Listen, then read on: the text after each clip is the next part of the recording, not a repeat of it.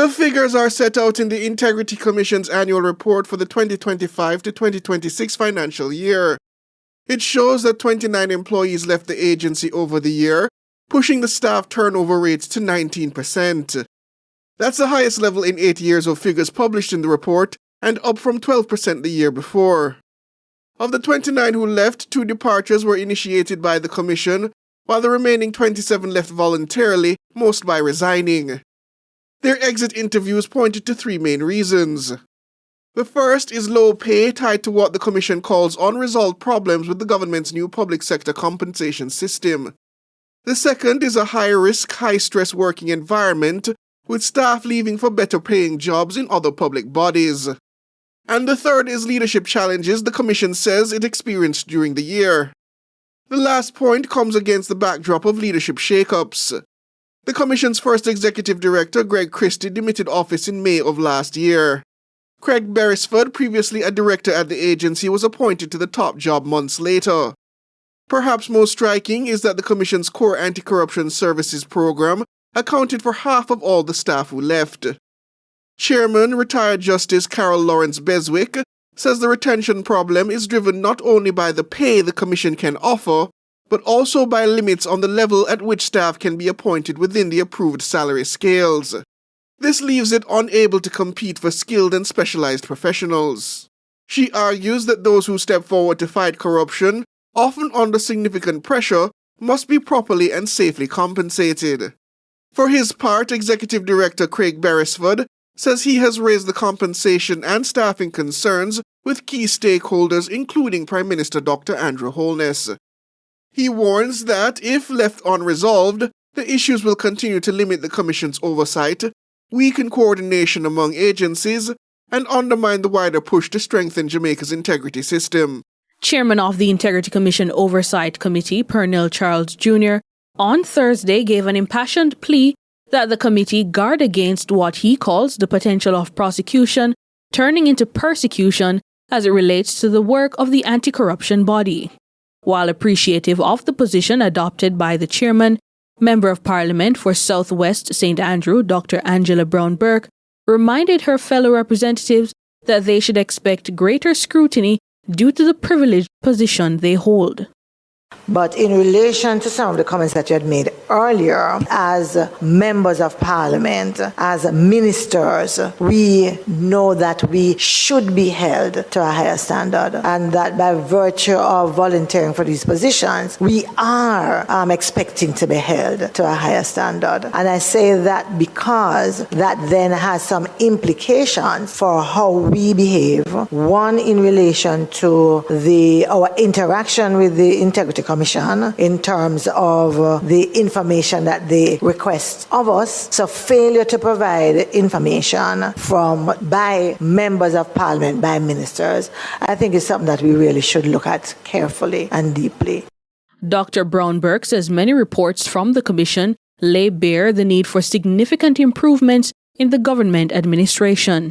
I go back again to the findings of the AC that indicate administrative and management weaknesses of the institutions. It also points out, I think, a responsibility from government that I believe, in as much as we talk about what we want to see in terms of changes from the IC, we also need to require those changes from government, whether it is ministers or whether these are institutions, about how they acquit their responsibilities. She says accountability must be expected both from the Integrity Commission and the public sector. When I see the IC make a recommendation about training, for example, in certain areas, because that shouldn't be coming from the IC, because that points to a significant weakness in the institution that they are examining. I really believe that in as much as we need to hold the IC to account, we need to hold government to account, we need to hold government institutions to account, and that has to be a significant part of what we do as well. Chairman of the Integrity Commission, retired Justice Carol Lawrence Beswick, has said it will continue to pursue its mandate fairly, independently, and without fear or favor. This was part of her remarks in the Commission's annual report for the 2025 to 2026 financial year. Lawrence Beswick also cautioned that an increasing number of lawsuits against the anti-corruption body and its leaders could hamper the fight against corruption. She argued that the courts play a vital role in upholding the rule of law and keeping public bodies within their legal authority. But according to her, it's equally important that the Commission's lawful work is not frustrated, delayed, or undermined by actions designed solely to discourage robust investigations or to stop the Commission from carrying out its mandate. Speaking in Parliament on Thursday, Member of Parliament Dalrymple Philibert says though the government supports the IC, its approach to its work can damage people's reputation. Our government supports the Integrity Commission, but what we want to do is to prosecute where necessary and not persecute. And it's not just the persecution, it is the absolute damage that one does to a person's reputation. Dalrymple Philibert points out that it is sometimes the case that information may be asked of individuals, but they simply do not recall. There are properties you pay taxes for, but you're in a company situation where at the end of whenever it is that you are to pay the taxes, it is brought to you and you write down and you pay, the person in the company pays it and you send it off. But that does not say that you remember. The former Speaker in the House of Representatives says in situations like these, the public will automatically assume that an official came by their assets dishonestly. The reality is in this country that once your name appears, there is something dishonest about you, and I think it is not right. Dalrymple Philibert was fined $900,000 in early 2025 for breaching the Integrity Commission Act. The charges stemmed from her failure to declare a $6 million Mercedes-Benz in her statutory declarations between 2015 and 2021. Prosecution, not persecution. Chairman of the Integrity Commission Oversight Committee, Pernell Charles Jr., has called for his fellow parliamentarians to be diligent in their duties as they review reports from the anti-corruption body.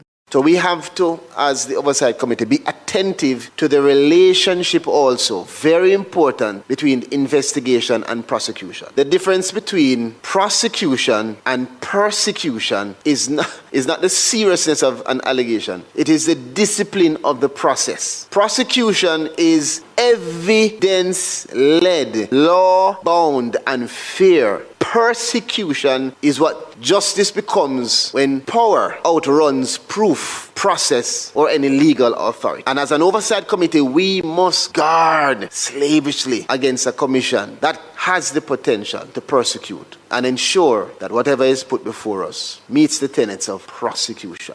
The chairman of the Integrity Commission, retired Justice Carol Lawrence Beswick, as part of her annual report remarks, warned that a growing wave of lawsuits against the body and its leaders could slow the fight against corruption. The statement came as Prime Minister Dr. Andrew Holness and a sitting cabinet minister pressed their own court challenges against the commission. However, Charles Jr. sought to make it clear that his comments were not an attack against the Integrity Commission. Instead, he says it's a cautionary statement for all public officials who hold substantial prosecutorial power. It's not made as an accusation against the commission. It is it's a principle that must guide all public authorities that hold investigative, much less investigative and prosecutorial power. Where an institution has both investigative and prosecutorial functions within its statutory architecture, the standard of care, that standard must be higher. The public interest is not served by matters being advanced beyond what the evidence and law can properly sustain, nor is it served if strong cases are weakened by delay, by error, or by lack of clarity. He says it's attendant on the Oversight Committee to carry out its function.